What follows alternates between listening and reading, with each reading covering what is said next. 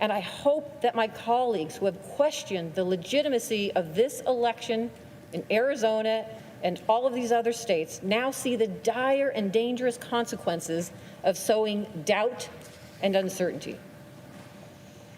I also know that as U.S. Senators, we all take solemnly the oath we swear to support and defend the Constitution of the United States against all enemies, foreign and domestic. At this moment in history, I can think of nothing more patriotic than renewing our faith in the charters of freedom that our founding fathers crafted for our republic, starting with the fundamental American principle in our Declaration of Independence that governments derive their just powers from the consent of the governed. The people have spoken in this election, and our only job here today is to do what they ask. It is not to argue election security. That's not the place for what we are doing today. Our Constitution specifically reserves to the people the right to meet in their respective states and vote for the president and vice president. As a result, individual states oversee and implement the election process, not the federal government. To guard against fraud or irregularities in the voting process, the states are required to have robust election security measures. Likewise, state legislatures have the opportunity to examine evidence of voter fraud before they certified their electoral college votes. And our courts, from district courts to the United States Supreme Court, adjudicate legal challenges and election disputes. All of those things happened after the 2020 election. State houses and courts across the country took allegations of voter fraud seriously and followed the constitutional process to hear challenges to this year's elections. No state found evidence of any widespread voter fraud, and neither did any court ask to review the state's findings. In Arizona, Republican Governor Doug Ducey, Democratic Secretary of State Katie Hobbs, Republican Attorney General Mark Brnovich, and State Supreme Court Chief Justice Robert Brutinel all certified the results of the election on November 30th. And we have heard, Arizonans have been voting by mail for almost 30 years. And Governor Ducey has expressed confidence in the state's process numerous times. In November, he said, "We do elections well here in Arizona. The system is strong, and that's why I have bragged on it so much." He further stated, "We have some of the strongest election laws in the country, laws that prioritize accountability and clearly lay out our procedures for conducting, canvassing, and even contesting the results." And they are right. Arizona has one of the most transparent election processes in the country, with built-in accountability, starting with internal auditing. We have heard unfounded allegations that voting machines in Arizona and elsewhere somehow changed vote tallies or somehow improperly rejected ballots while claiming to accept them. These allegations all ignore the fact that Arizona counties conducted ballot audits by hand to double-check the machine counts, and these audits found no widespread fraud or irregularities. Maricopa County, the county where more than 60% of the state population resides, conducted a post-election hand count audit in the week after the election, which showed perfect 100% accuracy in the machine tabulations. So why would we need, my colleagues, to call for a 10-day emergency audit to be conducted by a legislative commission when it's already been done by the state of Arizona? What happened to states' rights? The audit involved checking ballots for the presidential election, but also ballots for federal and state legislative elections. The audit report shows every precinct's machine and hand count totals for each of the races audited. And for every single race in every precinct, the difference between the hand count and the machine count was 0. Maricopa's audit report stated no discrepancies were found by the hand count audit boards.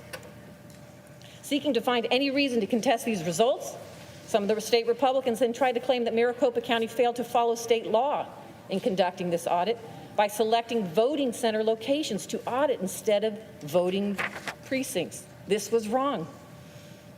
And this, too, went to a court. In rejecting this claim, state court in Arizona found that the county followed the properly issued guidance on hand audit procedures from the Arizona Secretary of State. And the court found that Maricopa County officials, therefore, could not lawfully have performed the hand count audit the way the plaintiffs wanted it done.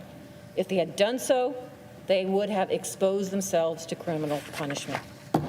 The senator's 5 minutes is expired. Thank you, Mr. Vice President. I would close by just saying, please, my colleagues, do not disenfranchise the voters of Arizona and certify their votes tonight. Thank you. Majority Leader. Mr. President, I yield up to 5 minutes to the senator from Utah, Senator Lee. Senator from Utah. Mr. President, at the time I prepared my remarks for today, it seems like a lifetime ago. A lot's changed in the last few hours. And so I'm going to deliver some of the same remarks, but it has a little bit of a different feel than it would have just a few hours ago. My thoughts and prayers go out to the family members of those who have been injured or killed today. My heartfelt gratitude goes out to the Capitol Hill Police who valiantly defended our building and our lives.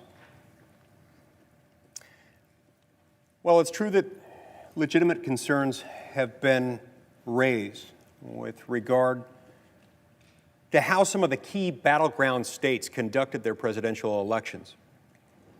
This is not the end of the story. We each have to remember that we've sworn an oath to uphold, protect, and defend this document, written nearly 2.5 centuries ago by wise men raised up by God to that very purpose. That document makes clear what our role is and what it isn't. It makes clear who does what when it comes to deciding presidential elections. You see, because in our system of government, presidents are not directly elected. They're chosen by presidential electors.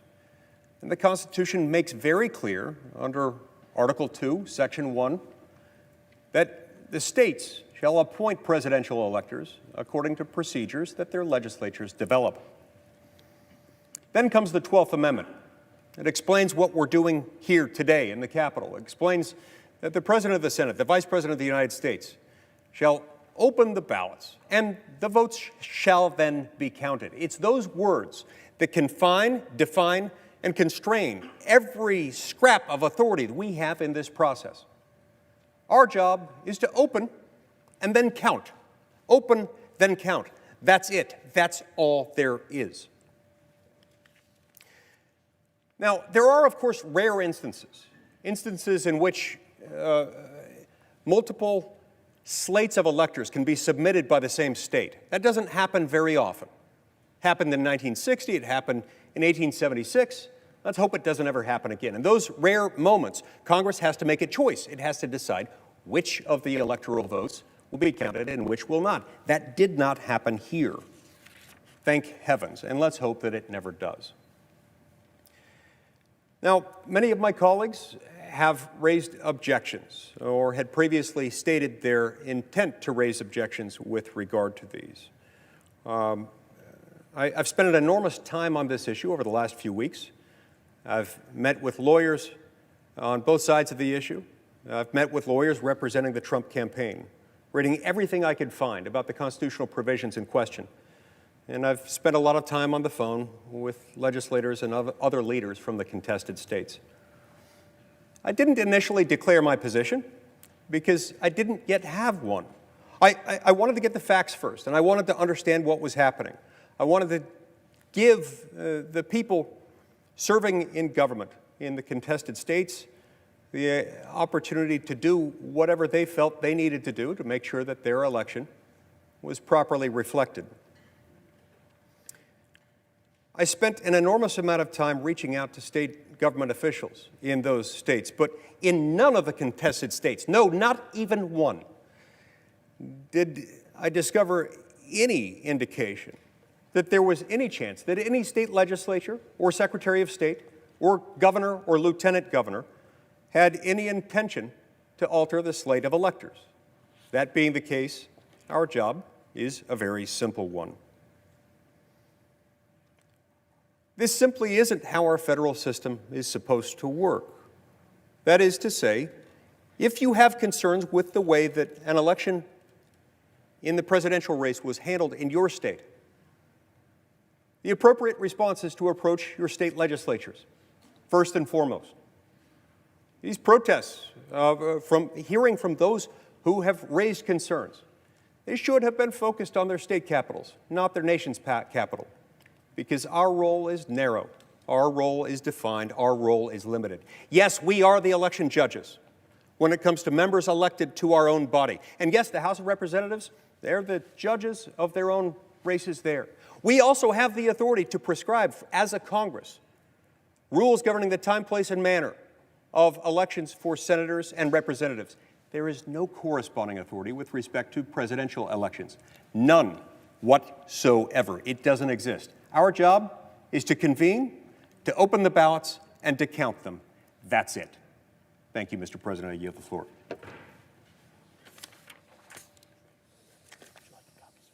Democratic leader. Colorado, Mr. Bennet. Senator from Colorado. Thank you, Mr. Vice President. Thank you, Mr. President. Colleagues, it's been a terrible day for everybody here and for our country. One of the things I was thinking about today is something I often think about when I'm on this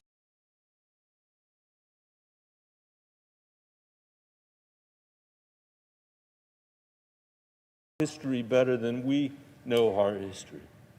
And I was thinking about that history today as we saw the mob riot in Washington, D.C., thinking about what the founders were thinking about when they wrote our Constitution, which was what happened to the Roman Republic, when armed gangs doing the work for politicians prevented Rome from casting their ballots for consuls, for praetors, for senators. These were the offices in Rome.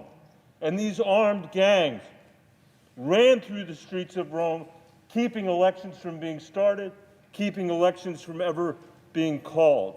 And in the end, because of that, the Roman Republic fell and a dictator took its place. And that was the end of the Roman Republic, or any republic for that matter, until this beautiful Constitution was written in the United States of America. So it is my fervent hope that the way that we respond to this today, my dear colleagues, is that we give the biggest bipartisan vote we can in support of our democracy and in support of our Constitution and in rejection for what we saw today and what the Roman Republic saw in its own time. There's a tendency around this place, I think, to always believe that we're the first people to confront something when that's seldom the case, and to underappreciate what the effect of our actions will be. We need to deeply appreciate in this moment our obligation to the Constitution, our obligation to the democracy, our obligation to the Republic. There are people in this chamber that have twisted the words of a statute written in the 19th century that was meant to actually settle our electoral disputes, to leave them with the states. As the senator from Utah was saying, to give us a ministerial role, except in very rare circumstances. That's what that law is about, that the senator of Texas was talking about today. And that's the law that's leading us to be asked to overturn the judgments of 60 courts in America, many of them courts in Arizona, some of whom have howled the president's lawyers out of the courtrooms because there's no evidence of fraud. And by the way, the fact that 37% or 39% of Americans think there's no evidence of fraud or think there's evidence of fraud does not mean there is fraud. If you turned a blind eye to a conspiracy theory, you can't now come to the floor of the Senate and say, you're ignoring the people who believe the election was stolen. Go out there and tell them the truth, which is that every single member of this Senate knows this election wasn't stolen. And that we, just as in the Roman Republic, have a responsibility to protect the independence of the judiciary from politicians who will stop at nothing to hold on to power. There's nothing new about that either. That's been true since the First Republic was founded. So now we find ourselves in a position just days after many senators here swore an oath to uphold and defend the Constitution. Every single member of the House of Representatives swore the same oath as well. And I think we've got a solemn obligation and responsibility here to prove once again that this country is a nation of laws and not of men. And the only result that we can reach together is one that rejects the claim of the senator from Texas and the other members of the House and Senate who seek to overturn the decisions that are made by the states, by the voters in the states, and by the courts. If we follow what they have proposed, we will be the ones that will have disenfranchised every single person who cast a vote in this election, whether they voted for the president or they didn't.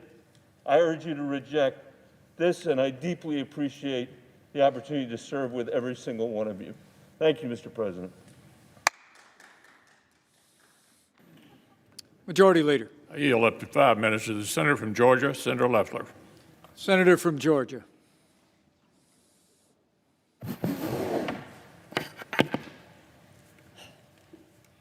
Mr. President, when I arrived in Washington this morning, I fully intended to object to the certification of the electoral votes. However, the events that have transpired today have forced me to reconsider, and I cannot now in good conscience object to the certification of these electors. The violence, the lawlessness, and siege of the halls of Congress are abhorrent and stand as a direct attack on the very institution my objection was intended to protect, the sanctity of the American democratic process. And I thank law enforcement for keeping us safe. I believe that there were last-minute changes to the November 2020 election process and serious irregularities that resulted in too many Americans losing confidence not only in the integrity of our elections, but in the power of the ballot as a tool of democracy. Too many Americans are frustrated at what they see as an unfair system. Nevertheless, there is no excuse for the events that took place in these chambers today, and I pray that America never suffers such a dark day again. Though the fate of this vote is clear, the future of the American people's faith in the core institution of this democracy remains uncertain.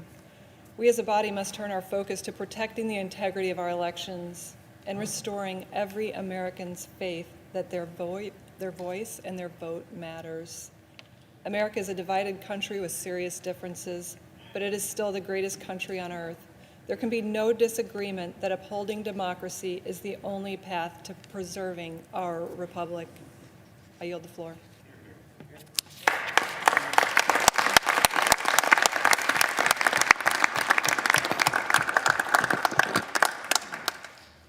Democratic Leader.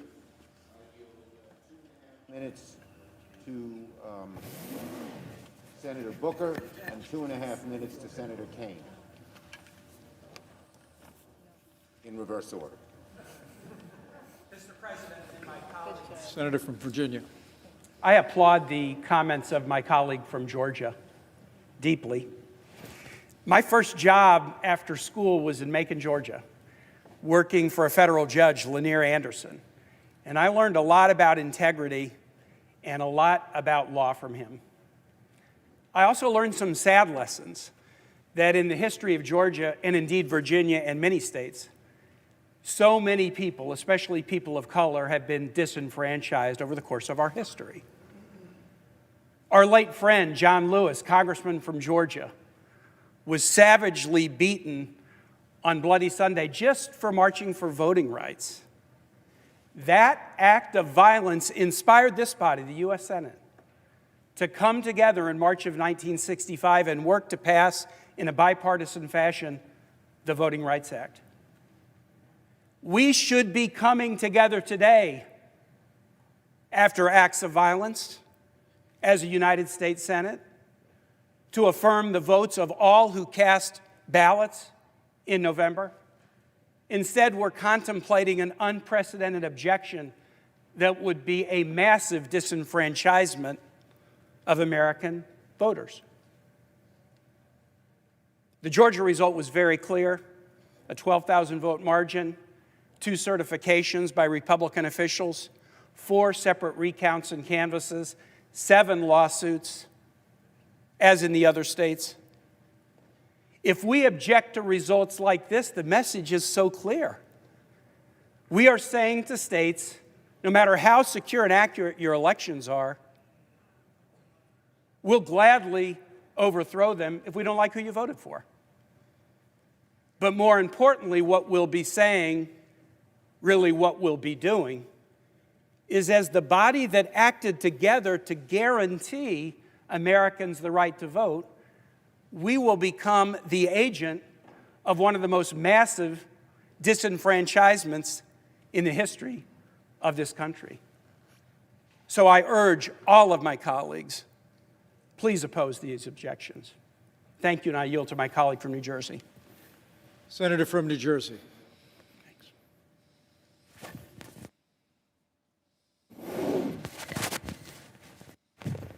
Mr. Vice President, I can only think of 2 times in American history that individuals laid siege to our Capitol, stormed our sacred civic spaces, and tried to upend and overrun this government. One was in the War of 1812,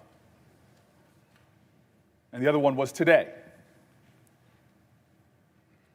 What's interesting about the parallel between the two is they both were waving flags to a sole sovereign, to an individual, surrendering democratic principles to the cult of personality. One was a monarch in England, and the other were the flags I saw all over our Capitol, including in the hallways and in this room, to a single person named Donald Trump.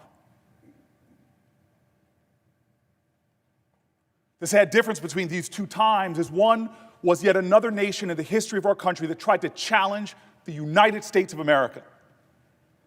But this time, we brought this hell upon ourselves. My colleague from Texas said that this was a moment where there were unprecedented allegations of voter fraud. Yes, that is true. They were unprecedented when the president, before the election even happened, said, if I lose this election, then the election was rigged. That's unprecedented. It's unprecedented before the night of the voting, even the counting of the vote was even done, that he called it rigged. And it's unprecedented that he is fanning the flames of conspiracy theory to create a smokescreen in this nation to cover what he is trying to do, which is undermine our democratic principles. But it's not just that. The shame of this day is it's being aided and abetted by good Americans who are falling prey, who are choosing Trump over truth, who are surrendering to the passion of lies as opposed to standing up and speaking truth to power, who are trying to fundraise off of the shame of conspiracy theories as opposed to doing the incalculably valuable, patriotic thing to speak truth to our nation. Our democracy is wounded, and I saw it when I saw pictures of yet another insurgency, of a flag of another group of Americans who tried to challenge our nation. I saw the flag of the Confederacy there.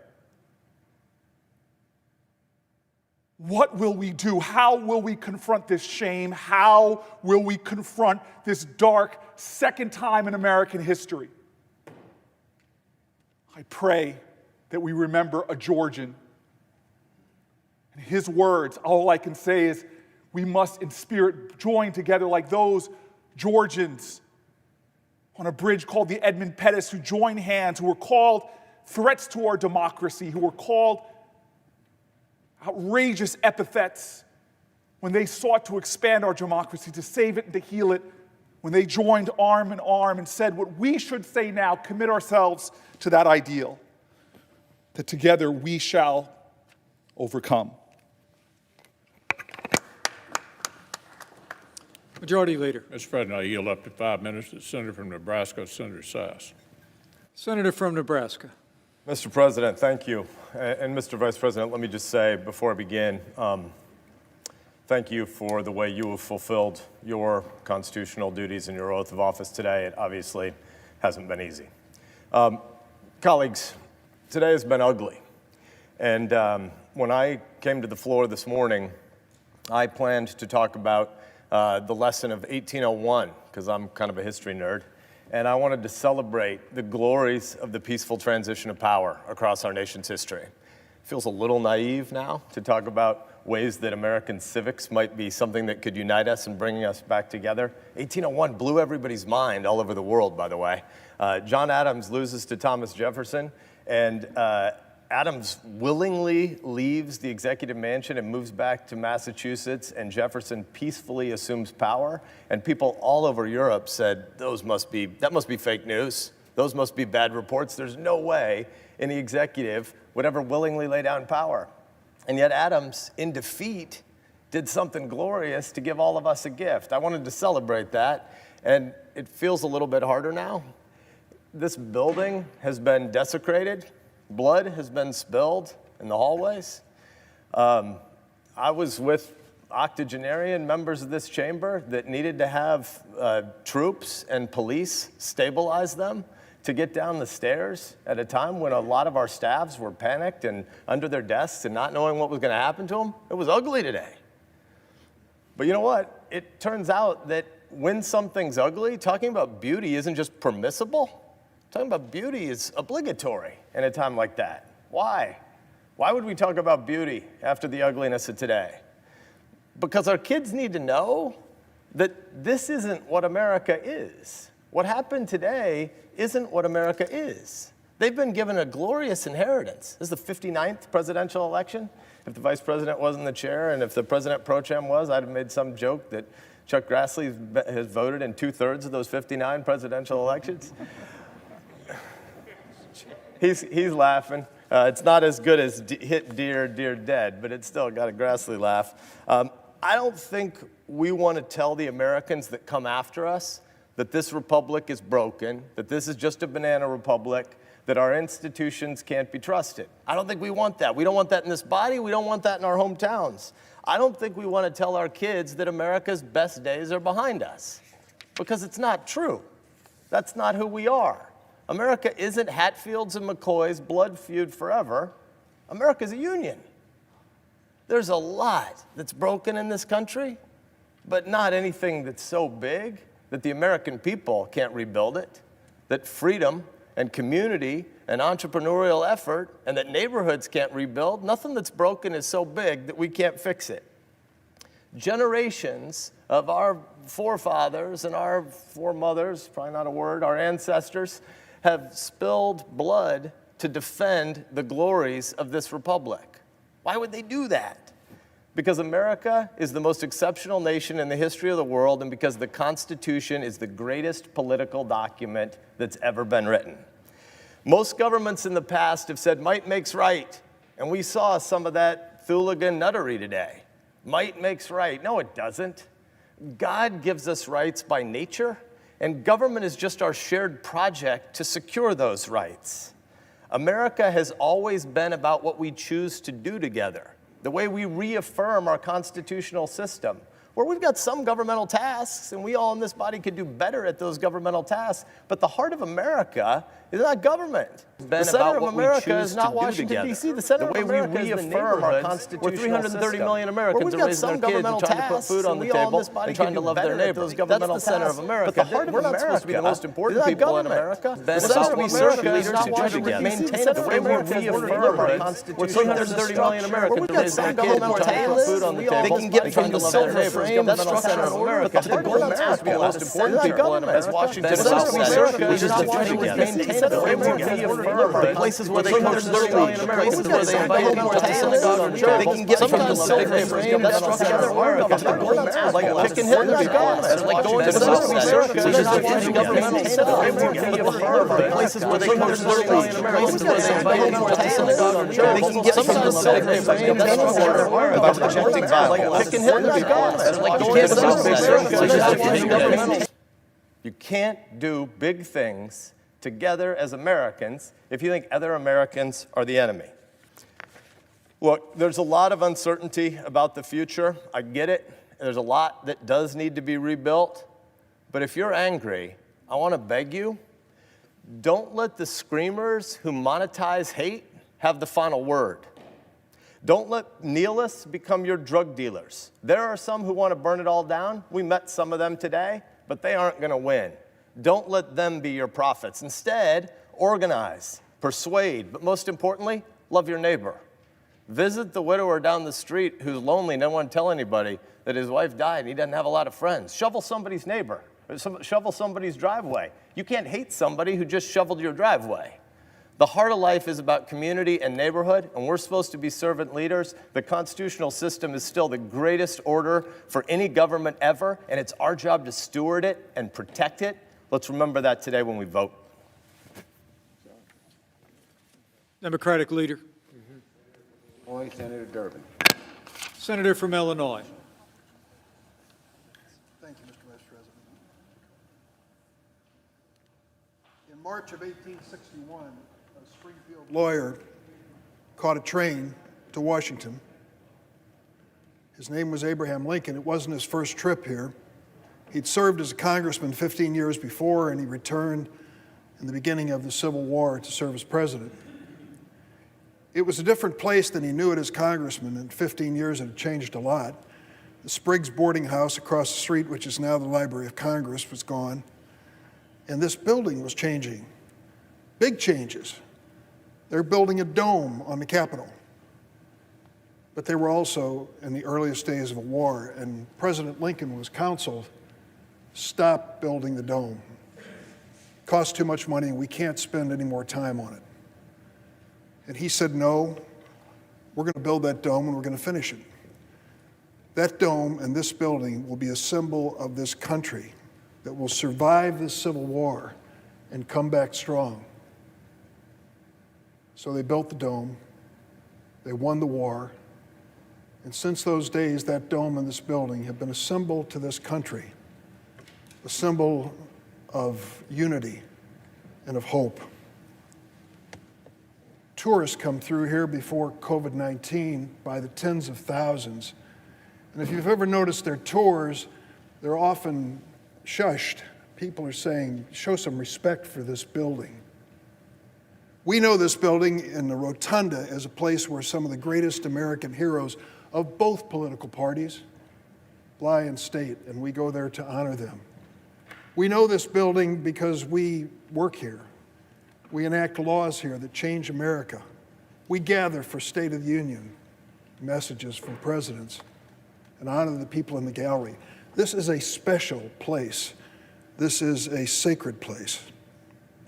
But this sacred place was desecrated by a mob today on our watch. This temple to democracy was defiled by thugs who roamed the halls and sat in that chair, Mr. Vice President, the one that you vacated at 2:15 this afternoon, sat and posed for pictures, those who were roaming around this chamber. What brought this on?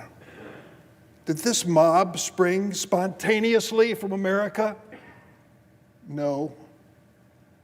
This mob was invited to come to Washington on this day by this president for one reason, because he knew the Electoral College vote was going to be counted this day. He wanted this mob to disrupt the constitutional process which we are part of.